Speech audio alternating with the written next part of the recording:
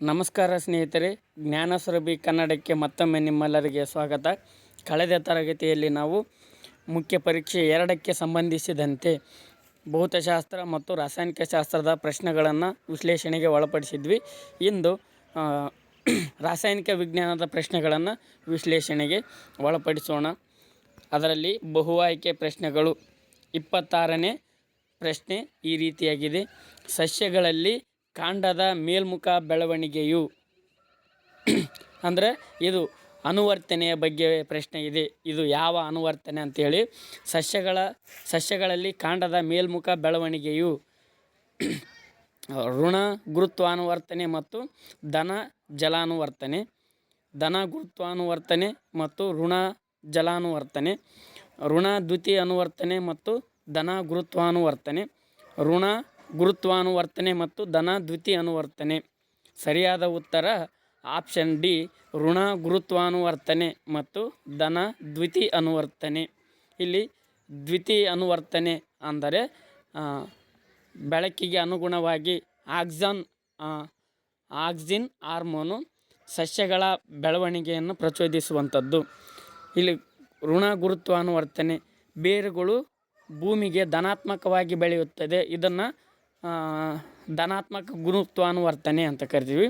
ಮೇಲ್ಮುಖವಾಗಿ ಕಾಂಡಗಳ ಬೆಳವಣಿಗೆಯನ್ನು ನಾವು ಋಣ ಗುರುತ್ವಾನುವರ್ತನೆ ಅಂತೇಳಿ ಕರಿತೀವಿ. ಆದ್ದರಿಂದ ಸರಿಯಾದ ಉತ್ತರ ಆಪ್ಷನ್ ಡಿ. ಪ್ರಶ್ನೆ ಸಂಖ್ಯೆ 27: ಹುಲ್ಲು, ಮಿಡತೆ, ಕಪ್ಪೆ, ಹಾವು, ಹದ್ದು ಈ ಆಹಾರ ಸರಪಳಿಯಲ್ಲಿರುವ ದ್ವಿತೀಯಕ ಭಕ್ಷಕ ಇಲ್ಲಿ ಕಪ್ಪೆ. ಪರಿಸರದಲ್ಲಿರ್ತಕ್ಕಂಥ ಜೈವಿಕ ಘಟಕಗಳನ್ನು ನಾವು ಉತ್ಪಾದಕರು ಮತ್ತು ಭಕ್ಷಕರು ಅಂತೇಳಿ 2 ಭಾಗಗಳಾಗಿ ವಿಂಗಡಣೆ ಮಾಡ್ತೀವಿ. ಈ ಮತ್ತೆ ಭಕ್ಷಕರುಗಳಲ್ಲಿ ಪ್ರಾಥಮಿಕ ಭಕ್ಷಕ ಅಥವಾ ಸಸ್ಯಾಹಾರಿ, ದ್ವಿತೀಯಕ ಭಕ್ಷಕ ಅಥವಾ ಮಾಂಸಾಹಾರಿ ಮತ್ತು ತೃತೀಯ ಭಕ್ಷಕ, ಚತುರ್ಥ ಭಕ್ಷಕ ಅಂತೇಳಿ ಮತ್ತೆ ವಿಂಗಡಣೆ ಮಾಡ್ತೀವಿ. ಇಲ್ಲಿ ಕೊಟ್ಟಿರುವಂಥ ಆಹಾರ ಸರಪಳಿಯಲ್ಲಿ ಮಿಡತೆ ಅದು ಸಸ್ಯಾಹಾರಿ, ಅದನ್ನು ನಾವು ಪ್ರಾಥಮಿಕ ಭಕ್ಷಕ ಅಂತೇಳಿ ಕರಿತೀವಿ. ಕಪ್ಪೆ ಇದು ಮಾಂಸಾಹಾರಿ, ಮಿಡತೆಯನ್ನು ತಿನ್ನುವಂಥ ಕಪ್ಪೆ ದ್ವಿತೀಯ ಭಕ್ಷಕ ಆಗುತ್ತದೆ. ಕಪ್ಪೆಯನ್ನು ತಿನ್ನುವಂಥ ಹಾವು ತೃತೀಯ ಭಕ್ಷಕ, ಹಾವನ್ನು ತಿನ್ನುವಂಥ ಹದ್ದು ಚತುರ್ಥ ಭಕ್ಷಕವಾಗುತ್ತದೆ. ಇಲ್ಲಿ ಸರಿಯಾದ ಉತ್ತರ ದ್ವಿತೀಯ ಭಕ್ಷಕ ಕೇಳಿದ್ದಾರೆ, ಹಾಗಾಗಿ ಕಪ್ಪೆ ಸರಿಯಾದ ಉತ್ತರ. 1 ಅಂಕದ ಪ್ರಶ್ನೆಗಳು. ಪ್ರಶ್ನೆ ಸಂಖ್ಯೆ 28: ತೆರೆದ ಪತ್ರರಂಧ್ರದ ರಚನೆಯನ್ನು ತೋರಿಸುವ ಚಿತ್ರವನ್ನು ಬರೆಯಿರಿ. ನೋಡಿರಿ, ಚಿತ್ರ ಈ ರೀತಿಯಾಗೈತಿ, ಗಮನಿಸಬೇಕು. 29ನೇ ಪ್ರಶ್ನೆ: ಕೆಳಗೆ ಕೊಟ್ಟಿರುವ ಹೂಗಳ ಚಿತ್ರಗಳನ್ನು ಗಮನಿಸಿ. ಚಿತ್ರ ಎ ಹೂವು, ಬಿ ಹೂವು. ಈ 2 ಹೂಗಳಲ್ಲಿ ಜರಗಬಹುದಾದ ಪರಾಗಸ್ಪರ್ಶದ ವಿಧಗಳನ್ನು ಹೆಸರಿಸಿ ಅಂತ ಕೇಳಿದರೆ ಇದಕ್ಕೆ ಉತ್ತರ ಎ ಹೂವಿನಲ್ಲಿ ಸ್ವಕೀಯ ಪರಾಗಸ್ಪರ್ಶ ಜರುಗುತ್ತದೆ. ಏಕೆಂದರೆ ಎ ಹೂವಿನಲ್ಲಿ ಶಲಕಾಗ್ರ ಇದೆ ಮತ್ತು ಪರಾಗಕೋಶಗಳು ಅಥವಾ ಪೋಲೆನ್ ಗ್ರೈನ್ಸ್ ಅಂತ ಕರಿತೀವಿ, ಅವು ಇರೋದರಿಂದ ಈ ಹೂವಿನಲ್ಲಿ ಸ್ವಕೀಯ ಪರಾಗಸ್ಪರ್ಶ ಇದೆ. ಆದರೆ ಬಿ ಹೂವಿನಲ್ಲಿ ಶಲಕಾಗ್ರ ಮಾತ್ರ ಇರುವುದರಿಂದ ಈ ಹೂವಿನಲ್ಲಿ ಪರಕೀಯ ಪರಾಗಸ್ಪರ್ಶ ನಡೆಯುತ್ತದೆ. ಪ್ರಶ್ನೆ ಸಂಖ್ಯೆ 30: ಆನುವಂಶೀಯತೆ ಎಂದರೇನು? ಉತ್ತರ ನೋಡ್ರಿ. ಜೀವಿಗಳಲ್ಲಿ ಒಂದು ಪೀಳಿಗೆಯಿಂದ ಮತ್ತೊಂದು ಪೀಳಿಗೆಗೆ ಗುಣಗಳು ವರ್ಗಾವಣೆಯಾಗುವುದನ್ನು ನಾವೇನಂತ ಕರಿತೀವಿ? ಆನುವಂಶೀಯತೆ ಎಂದು ಕರೆಯುತ್ತಾರೆ. 2 ಅಂಕದ ಪ್ರಶ್ನೆಗಳು. ಪ್ರಶ್ನೆ ಸಂಖ್ಯೆ 31: ಹಾರ್ಮೋನ್ಗಳ ಕಾರ್ಯವನ್ನು ಕೆಳಗಿನ ಹಾರ್ಮೋನ್ಗಳ ಕಾರ್ಯವೇನು? ಹಾರ್ಮೋನ್ 1 ಅಬ್ಸಿಸಿಲಿಕ್ ಆಮ್ಲ, 2 ಥೈರಾಕ್ಸಿನ್. ಉತ್ತರ ಅಬ್ಸಿಸಿಲಿಕ್ ಆಮ್ಲವು ಸಸ್ಯದ ಬೆಳವಣಿಗೆಯನ್ನು ಕುಂಠಿತಗೊಳಿಸುತ್ತದೆ. ಥೈರಾಕ್ಸಿನ್ ಹಾರ್ಮೋನು ಕೊಬ್ಬು, ಕಾರ್ಬೋಹೈಡ್ರೇಟ್ ಮತ್ತು ಪ್ರೋಟೀನ್ಗಳ ಚಯಾಪಚಯ ಕ್ರಿಯೆಯನ್ನು ನಿಯಂತ್ರಿಸುತ್ತದೆ. ಪ್ರಶ್ನೆ ಸಂಖ್ಯೆ 32: ಕಾಯಜ ರೀತಿಯ ಸಂತಾನೋತ್ಪತ್ತಿಯು ಕೃಷಿ ಕ್ಷೇತ್ರಕ್ಕೆ ಅತ್ಯಂತ ಹೆಚ್ಚು ಅನುಕೂಲಕರವಾಗಿದೆ. ಈ ಹೇಳಿಕೆಯನ್ನು ಸಮರ್ಥಿಸಿ. ಉತ್ತರ: ಕಾಯಜ ರೀತಿಯ ಸಂತಾನೋತ್ಪತ್ತಿಯಿಂದ ಬೆಳೆಸಿದ ಸಸ್ಯಗಳು ಬೀಜಗಳಿಂದ ಬೆಳೆಸಿದ ಸಸ್ಯಗಳಿಗಿಂತ ಮುಂಚಿತವಾಗಿ ಹೂವು ಮತ್ತು ಹಣ್ಣುಗಳನ್ನು ಬಿಡುತ್ತವೆ. ಉತ್ಪತ್ತಿಯಾದ ಎಲ್ಲ ಸಸ್ಯಗಳು ಆನುವಂಶಿಕವಾಗಿ ಪೋಷಕ ಸಸ್ಯದ ಲಕ್ಷಣಗಳನ್ನು ಹೋಲುತ್ತವೆ. ಪ್ರಶ್ನೆ ಸಂಖ್ಯೆ 33. ಜೈವಿಕ ವಿಘಟನೆಯಾಗುವ ಮತ್ತು ಜೈವಿಕ ವಿಘಟನೆಯಾಗದ ವಸ್ತುಗಳಿಗಿರುವ ಯಾವುದಾದರೂ ಎರಡು ವ್ಯತ್ಯಾಸಗಳನ್ನು ಒಂದೊಂದು ಉದಾಹರಣೆ ಸಹಿತ ಬರೆಯಿರಿ. ಉತ್ತರ ನೋಡ್ರಿ: ಜೈವಿಕ ವಿಘಟನೆಯಾಗುವ ವಸ್ತು, ಜೈವಿಕ ವಿಘಟನೆಯಾಗದ ವಸ್ತು. ಸೂಕ್ಷ್ಮಾಣುಜೀವಿಗಳಿಂದ ವಿಘಟನೆಯಾಗುತ್ತವೆ, ಸೂಕ್ಷ್ಮಾಣುಜೀವಿಗಳಿಂದ ವಿಘಟನೆಯಾಗುವುದಿಲ್ಲ. ಕಡಿಮೆ ಹಾನಿಕಾರಕ, ಹೆಚ್ಚು ಹಾನಿಕಾರಕ. ಕಡಿಮೆ ಮಾಲಿನ್ಯ ತರುತ್ತವೆ, ಹೆಚ್ಚು ಮಾಲಿನ್ಯ ತರುತ್ತವೆ. ಉದಾಹರಣೆ: ಹಣ್ಣಿನ ಸಿಪ್ಪೆ, ಎಲೆಗಳು, ಉಳಿದ ಆಹಾರ. ಜೈವಿಕ ವಿಘಟನೆಯಾಗದ ವಸ್ತು ಗಾಜು, ಪ್ಲಾಸ್ಟಿಕ್. 3 ಅಂಕದ ಪ್ರಶ್ನೆಗಳು. ಪ್ರಶ್ನೆ ಸಂಖ್ಯೆ 34. ಎ. ಸಸ್ಯಗಳು ತ್ಯಾಜ್ಯ ಪದಾರ್ಥಗಳನ್ನು ಹೊರಹಾಕಲು ಬಳಸುವ ಯಾವುದಾದರೂ ಎರಡು ವಿಧಾನಗಳನ್ನು ತಿಳಿಸಿ. ಬಿ. ಮಾನವನ ದೇಹದಲ್ಲಿ ಮೂತ್ರವು ಹೇಗೆ ಉತ್ಪತ್ತಿಯಾಗುತ್ತದೆ ವಿವರಿಸಿ. ಇದಕ್ಕೆ ಉತ್ತರ ನೋಡ್ರಿ: 34 ಎ. ಹಳೆಯ ಝೈಲಮ್ಗಳಲ್ಲಿ ಅಂಟು ಮತ್ತು ರಾಳಗಳ ರೂಪದಲ್ಲಿ ತ್ಯಾಜ್ಯ ಸಂಗ್ರಹವಾಗುವುದು. ಎಲೆಗಳನ್ನು ಉದುರಿಸುವ ಮೂಲಕ ನೀರಿನ ನಷ್ಟವನ್ನು ನಿಯಂತ್ರಿಸುತ್ತವೆ.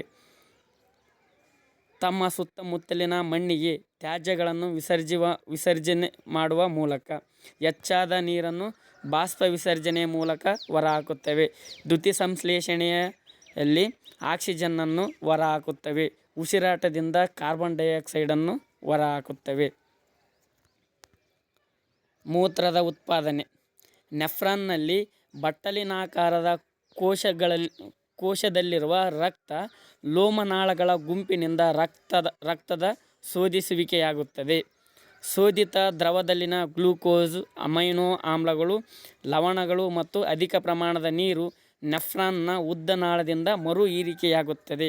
ಉಳಿದ ನೀರು ಮತ್ತು ಲವಣಗಳಿಂದ ಮೂತ್ರ ಉಂಟಾಗುತ್ತದೆ. ಈ 34ನೇ ಪ್ರಶ್ನೆಗೆ ಅಥವಾ ಐತಿ ನೋಡ್ರಿ: ಸಸ್ಯದ ಎತ್ತರದ ಭಾಗಗಳಿಗೆ ನೀರನ್ನು ಸಾಗಿಸಲು ಸಹಾಯ ಮಾಡುವ ಪ್ರಕ್ರಿಯೆ ಯಾವುದು? ಮಾನವನ ಜೀರ್ಣನಾಳದಲ್ಲಿ ಕೆಳಗಿನ ಜೀರ್ಣರಸಗಳ ಕಾರ್ಯಗಳನ್ನು ತಿಳಿಸಿ. 1. ಜಠರರಸ, 2. ಕರುಳಿನ ರಸ. ಇದಕ್ಕೆ ಉತ್ತರ ನೋಡ್ರಿ ಈ ರೀತಿಯಾಗಿದೆ. ಬಾಷ್ಪ ವಿಸರ್ಜನೆಯ ಮೂಲಕ ಸಸ್ಯದ ಎತ್ತರದ ಭಾಗಗಳಿಗೆ ನೀರಿನ ಪೂರೈಕೆಯಾಗುತ್ತದೆ. ಜಠರರಸದ ಕಾರ್ಯ. ಹೈಡ್ರೋಕ್ಲೋರಿಕ್ ಆಮ್ಲವು ಆಮ್ಲೀಯ ಮಾಧ್ಯಮವನ್ನು ಸೃಷ್ಟಿಸಿ ಪೆಪ್ಸಿನ್ ಕಿಣ್ವದ ಕ್ರಿಯೆಗೆ ಸಹಕಾರಿಯಾಗುತ್ತದೆ. ಪೆಪ್ಸಿನ್ ಕಿಣ್ವದಿಂದ ಪ್ರೋಟೀನ್ ವಿಭಜನೆಯಾಗುತ್ತದೆ. ಕರುಳಿನ ರಸ. ಪ್ರೋಟೀನ್ಗಳನ್ನು ಅಮೈನೋ ಆಮ್ಲಗಳಾಗಿ ಪರಿವರ್ತಿಸುವುದು. ಕಾರ್ಬೋಹೈಡ್ರೇಟ್ಗಳು ಗ್ಲೂಕೋಸ್ ಆಗಿ ಪರಿವರ್ತನೆಯಾಗುತ್ತವೆ. ಕೊಬ್ಬುಗಳನ್ನು ಕೊಬ್ಬಿನಾಮ್ಲ ಮತ್ತು ಗ್ಲಿಸರಾಲ್ಗಳಾಗಿ ಪರಿವರ್ತಿಸುತ್ತದೆ. ಪ್ರಶ್ನೆ ಸಂಖ್ಯೆ 35 ಎ. ಕೆಂಪು ಬಣ್ಣದ RR ಹೂ ಬಿಡುವ ಬಟಾಣಿ ಸಸ್ಯವನ್ನು ಬಿಳಿ ಬಣ್ಣದ ಹೂ ಬಿಡುವ ಬಟಾಣಿ ಸಸ್ಯದೊಂದಿಗೆ ಸಂಕರಣಗೊಳಿಸಲಾಗಿದೆ. F2 ಪೀಳಿಗೆಯಲ್ಲಿ ದೊರೆಯುವ ಫಲಿತಾಂಶವನ್ನು ಚೆಕ್ಕರ್ ಬೋರ್ಡ್ನ ಸಹಾಯದಿಂದ ತೋರಿಸಿ. ಬಿ. ಮಾನವರಲ್ಲಿ ಗಂಡು ಮಗುವಿನ ಲಿಂಗವು ಹೇಗೆ ನಿರ್ಧಾರವಾಗುತ್ತದೆ? ಇದು ನೋಡ್ರಿ 35 ಎ. ಏಕತಳೀಕರಣದ ಮೇಲೆ ಇರುವುದರಿಂದ ಏಕತಳೀಕರಣದ ಚೆಕ್ಕರ್ ಬೋರ್ಡನ್ನು ನಾವು ಬರಿಬೇಕಾಗುತ್ತದೆ. F2 ಪೀಳಿಗೆಯಲ್ಲಿ ಲಿಂಗಾಣುಗಳು RR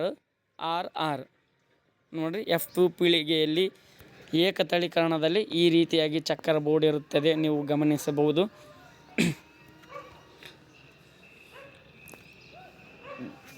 ಗಂಡು ಮಗುವಿನ ಲಿಂಗ ಹೇಗೆ ನಿರ್ಧಾರವಾಗುತ್ತದೆ ನೋಡ್ರಿ.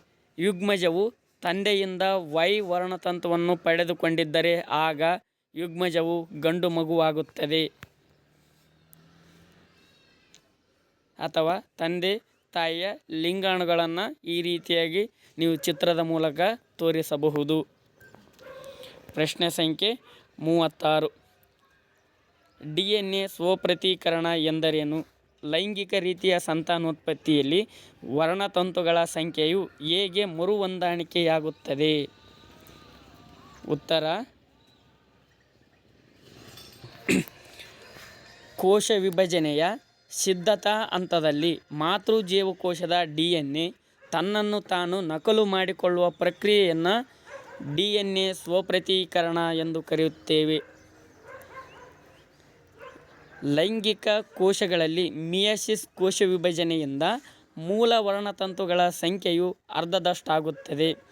ಲೈಂಗಿಕ ಸಂತಾನೋತ್ಪತ್ತಿಯಲ್ಲಿ ಗಂಡು ಮತ್ತು ಹೆಣ್ಣು ಲಿಂಗಾಣುಗಳ ಸಂಯೋಗವಾದಾಗ ವರ್ಣತಂತುಗಳ ಸಂಖ್ಯೆಯು ಮೂಲದಲ್ಲಿದ್ದಷ್ಟೇ ಮರುಸ್ಥಾಪಿತವಾಗುತ್ತದೆ.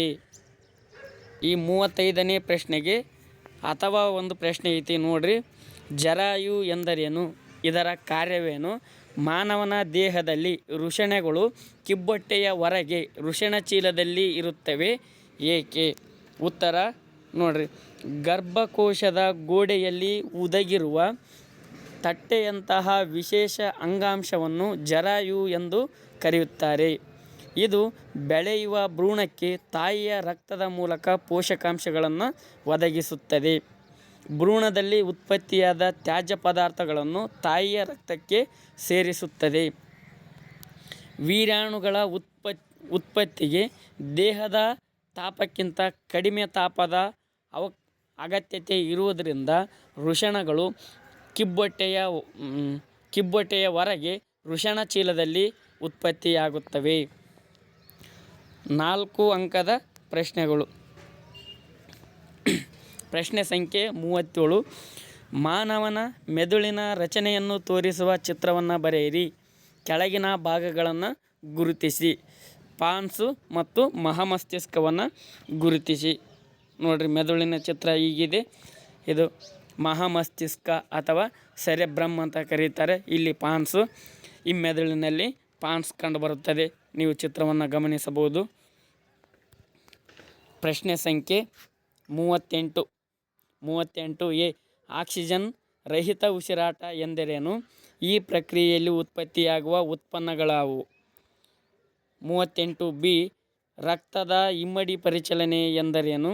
ಪಕ್ಷಿಗಳಿಗೆ ಮತ್ತು ಸಸ್ತನಿಗಳಿಗೆ ಈ ರೀತಿಯ ರಕ್ತ ಪರಿಚಲನೆ ಹೇಗೆ ಅನುಕೂಲಕಾರಿಯಾಗಿದೆ?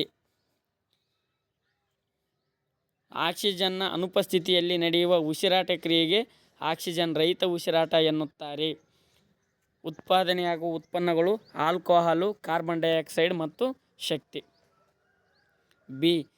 ದೇಹಕ್ಕೆ ಶುದ್ಧ ರಕ್ತ ದೊರೆಯಲು ರಕ್ತವು ಹೃದಯವನ್ನು 2 ಬಾರಿ ಹಾದು ಹೋಗುತ್ತದೆ. ಇದನ್ನು ಇಮ್ಮಡಿ ರಕ್ತ ಪರಿಚಲನೆ ಎನ್ನುತ್ತಾರೆ. ಹೆಚ್ಚು ಶಕ್ತಿ ಒದಗಿಸಲು ಸಹಕಾರಿಯಾಗಿದೆ. ದೇಹದಲ್ಲಿ ಸ್ಥಿರ ಉಷ್ಣತೆಯನ್ನು ಕಾಪಾಡಿಕೊಳ್ಳಲು ಇದು ಸಸ್ತನಿಗಳಿಗೆ ಮತ್ತು ಪಕ್ಷಿಗಳಿಗೆ ಉಪಯುಕ್ತವಾಗಿದೆ.